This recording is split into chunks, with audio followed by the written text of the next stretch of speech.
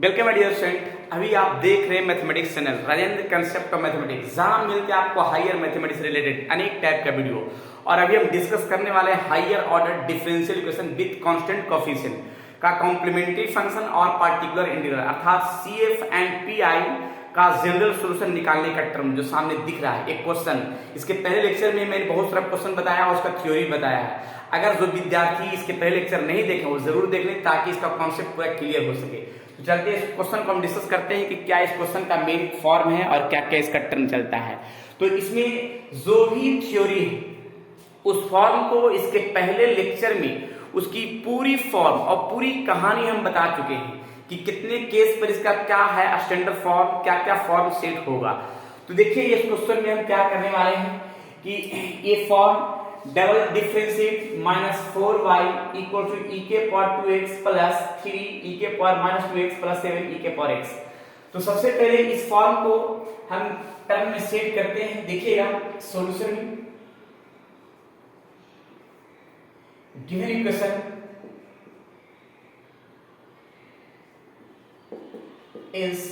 इस फॉर्म को d के फॉर्म में लिखते हैं d square minus 4y equal to e के पावर 2x प्लस 3 e के पावर माइनस 2x और 7 e के पावर x। देखिए इस डबल डिफरेंशिएट को d का स्क्वायर और y इंटू y इस फॉर्म में लिख सकते हैं। इसके पहले फॉर्म को मैंने डिस्कस कर चुके हैं और दोनों में y मैंने कॉमन किया राइट और इंटू y e के पावर 2x प्लस 3 e के power minus 2x plus 7 e के पावर x।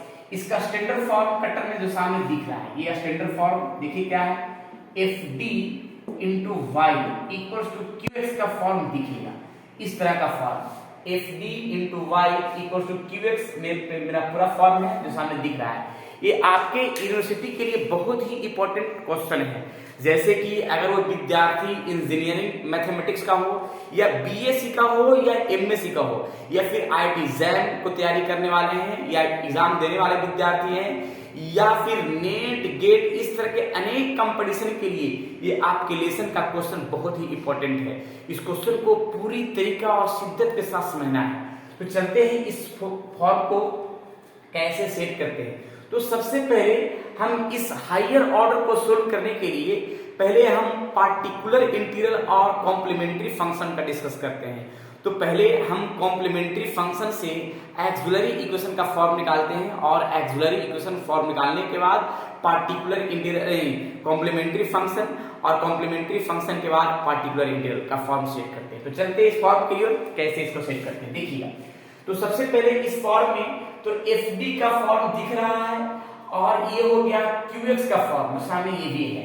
तो इस फॉर्म को हम लिख सकते हैं ऐसे कि fd का जो फॉर्म दिखा वो d स्क्वायर माइनस 4 जिस d को हम m के रूप में भी कन्वर्ट करके हम सोल्व कर सकते हैं और नहीं तो d के रूप में भी क्लियर कर सकते हैं। और इससे हम एक्सिलरी इक्वेशन का फॉर्म सेट करेंगे एक्सिलरी इक्वेशन जिसको हम AE सेट कर सकते हैं और लिखते हैं क्या FM इक्वल टू 0 और इस FM इक्वल टू 0 तो FM मेरा है m square minus 4 equal to 0 तो m स्क्वायर इक्वल टू 2 और m equal to plus minus 2 यानी m का जो वैल्यू आया एक माइनस 2 आ गया और एक प्लस 2 आ गया। यानी यहाँ की जो फॉर्म है कॉम्प्लीमेंट्री फंक्शन निकालने के लिए इस फॉर्म कॉम्प्लीमेंट्री फंक्शन का केस कुछ फॉर्म बताया था कि जब पार्ट रियल हो और अनइक्वल हो उसके लिए मैंने फॉर्म बताया था। जब रियल हो और इक्वल हो, जब इमेजिनरी हो और इक्वल हो, इमेजिनरी हो और नॉट इक्वल हो। तो ये सभी चार फॉर्म मैंने इस पूरी टर्म को इसके पहले लेक्चर में कॉम्प्लीमेंट्री फंक्शन के लेक्चर में डिस्कस कर चुके हैं और एग्जांपल के साथ। अगर वो नहीं पढ़े हैं तो उसको जाकर के पूरी प्लेलिस्ट में वीडियो हम अपलोड कर चुके हैं, उसको जाकर के पूरी अच्छी तरह से सेट कर लेंगे ताकि किसी प्रकार का डॉट ना रह सके। तो चलते हैं इसका कॉम्प्लीमेंट्री फंक्शन का फॉर्म जब रियल हो और अनइक्वल हो तो कॉम्प्लीमेंट्री फंक्शन निकालने के लिए फॉर्मूला मैंने यही बताया था C1 e के power m1x plus C2 e के पावर m2x ऐसा ही फॉर्म बताया गया था जिसमें से C1 e के पावर x यहाँ पे m का कोफिशिएंट यहाँ m जो है -2 हो गया और c2 e के पावर यहाँ पे आ जाएगा 2x, राइट। तो ये हो गया कॉम्प्लीमेंट्री फंक्शन का फॉर्म जो सामने दिख रहा है, इसमें तो कोई डाउट नहीं होना चाहिए। चलिए अब इसके बाद इस फॉर्म के लिए पार्टिकुलर इंटीग्रल अर्थात पीआई का फॉर्म सेट करेंगे। तो फाइंड पार्टिकुलर इंटीग्रल, यानी पार्टिकुलर इंटीग्रल का फॉर्म हम सेट क्या करेंगे कि इसका फॉर्मूला 1/fd इंटू क्यूएक्स का फॉर्म होता है, यानी पार्टिकुलर इंटीग्रल फॉर्म के लिए। तो देखिए इस फॉर्म को हम सेट करते हैं पूरी तरीका के साथ। तो P I equals to 1/fd, 1/fd यानी fd जो है यहाँ पे सामने दिख रहा है, fd का फॉर्म ये है और qx ये है, ठीक है। तो fd मेरा है d स्क्वायर माइनस 4, राइट।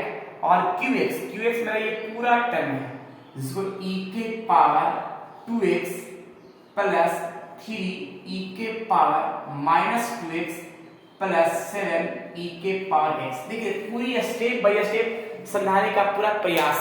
जहां पे डाउट है वो कमेंट बॉक्स में जरूर अपना जिक्र करेंगे ताकि इस चीज को अगले वीडियो में और भी बेहतरीन तरीका के साथ उसका डिस्कस कर सके, राइट। तो चलते हैं इसका मेन सॉल्यूशन की ओर। तो अब इस फॉर्म में हम ऐसा टर्म सेट कर सकते हैं, क्या सेट कर सकते हैं कि 1/d स्क्वायर माइनस 4 को इसमें मल्टीप्लाई करते हैं, 1 इसको ऐसे ब्रैकेट से बंद कर देते हैं और 1/d स्क्वायर माइनस 4 को इसमें भी सभी में एक एक कर मल्टीप्लाई कर देते हैं, ज्यादा बढ़िया होगा और क्लियर भी हो जाएगा। तो चलते हैं इस फॉर्म को। तो d square minus 4 into e के power 2x plus 3y d square minus 4 e के power minus 2x plus 7y d square minus 4 e के पावर x, राइट। ये पार्टिकुलर इंटीग्रल का एक एक पार्ट का मैंने सेपरेट फॉर्म दिखाया है जो सामने दिख रहा है। अब इस फॉर्म में एक एक कर हम रफ में चेक करेंगे। चेक क्या करेंगे कि x e के पावर यानी एक्सपोनेंशियल फंक्शन का जो पावर है x का कोफिशिएंट, इसका हम पुट करेंगे d के स्थान पर और पुट करने के बाद अगर 0 आता है, ठीक है, तो उसका हम टर्म चेंज कर देंगे, राइट। चेंज कैसे करेंगे वो भी बताएंगे। तो पहले हम चेक करते हैं x का कोफिशिएंट हम 2 पुट करते हैं। जब 2 पुट किया तो 2 का स्क्वायर और माइनस 4 तो है ही, तो यहां गया 0 आ जाएगा फॉर्म। अब 0 आ गया तो इसका देखिए रूल क्या है, सुनना है। रूल क्या है कि नॉमिनेटर पार्ट में पूरी तरीका समझना है कि नॉमिनेटर पार्ट में x से मल्टीप्लाई करना है। नॉमिनेटर पार्ट में x से मैंने मल्टीप्लाई किया और डिनोमिनेटर को डिफरेंशिएट करना है, तो d स्क्वायर का डिफरेंस 2d हो जाएगा, d स्क्वायर का 2d हो गया और माइनस 4 यानी कांस्टेंट पार्ट है वो 0 हो जाएगा, राइट। यानी d स्क्वायर का 2d और 4 कांस्टेंट पार्ट है वो 0 हो जाएगा। तो ये कहानी क्लियर, और बाकी जो है ना ऐसा ही एक्सपोनेंशियल पार्ट फिक्स रहेगा। प्लस फिर देखिएगा इसमें वो ऐसा ही काम करते हैं, क्या है कि x का कोफिशिएंट -2 है और -2d के स्थान पर हम पुट करते हैं, तो -2 का स्क्वायर और -4, तो 4 - 4 क्या आ जाएगा, ये भी पार्ट 0 आ जाएगा, तो 0 आ जाएगा। तो इसमें भी नॉमिनेटर पार्ट का x से मल्टीप्लाई करेंगे और डिनोमिनेटर को डिफरेंशिएट करेंगे, यानी डिनोमिनेटर डिफरेंशिएट करेंगे कि d स्क्वायर का डिफरेंशिएशन क्या होगा 2d और 4 का d से 0 आ जाएगा और फॉर्म e के पावर -2x है जो ऐसा ही रहेगा, राइट। फिर इसमें भी हम एक काम करेंगे, जरा देखते हैं अगला स्टेप में क्या करेंगे, थर्ड में कि x का कोफिशिएंट 1 है, तो 1 अगर हम पुट करते हैं d के स्थान पर तो 1 का स्क्वायर -4 यानी -3 जो 0 के बराबर नहीं है, तो इस फॉर्म पे हम पुट कर सकते हैं। तो पुट करते देखिए कैसे, यहाँ पे 7 है, d के स्थान पर 1 पुट किया, 1 का स्क्वायर -4 और e के पावर x है जो फिक्स रह जाएगा, राइट। अब इस फॉर्म में देखिए यहाँ तक तो पहला स्टेप का टर्म हुआ पार्टिकुलर इंटीग्रल। जब डिनोमिनेटर 0 हो तो इस फॉर्म को निकालने का तरीका जो सामने दिख रहा है। अब इसमें हम एक काम और क्या करना चाह रहे हैं कि फिर हम पुनः पुट करते हैं dx के स्थान पर, x का कोफिशिएंट जो है d के स्थान पर पुट करेंगे। जब पुट करेंगे यहाँ पे 2 तो 0 तो नहीं ना आ रहा है, तो हम डायरेक्ट पुट कर देंगे। तो यहाँ पे क्या है x हो गया और d के स्थान पर हम 2 पुट करते हैं, क्योंकि x का कोफिशिएंट 2 पुट किया गया। अगर पुनः 0 आता तो फिर नॉमिनेटर पार्ट में x से मल्टीप्लाई करते हैं और डिनोमिनेटर को डिफरेंशिएट करते हैं, ठीक है। लेकिन 0 तो आया नहीं, तो डायरेक्ट मेरा टर्म पुट हो जाएगा, राइट। फिर ऐसा ही इसमें भी काम करेंगे, इसमें भी -2 पुट करते हैं x का कोफिशिएंट d के स्थान पर, तो अगर 0 आएगा तो फिर आगे डिफरेंशिएट का पार्ट सेट करेंगे, लेकिन 0 तो आया नहीं, तो डायरेक्ट हम पुट करते हैं d के स्थान पर -2, right.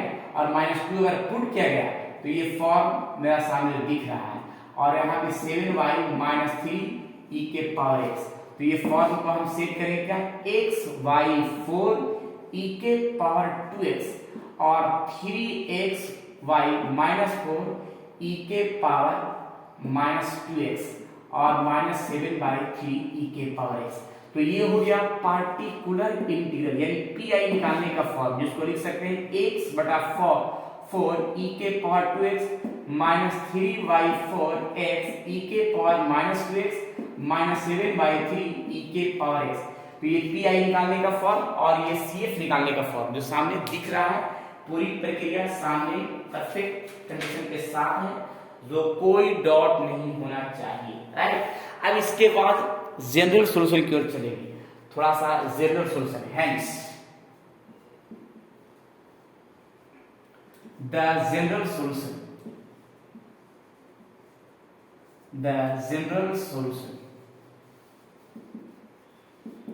is y equals to complementary function plus particular integral, right.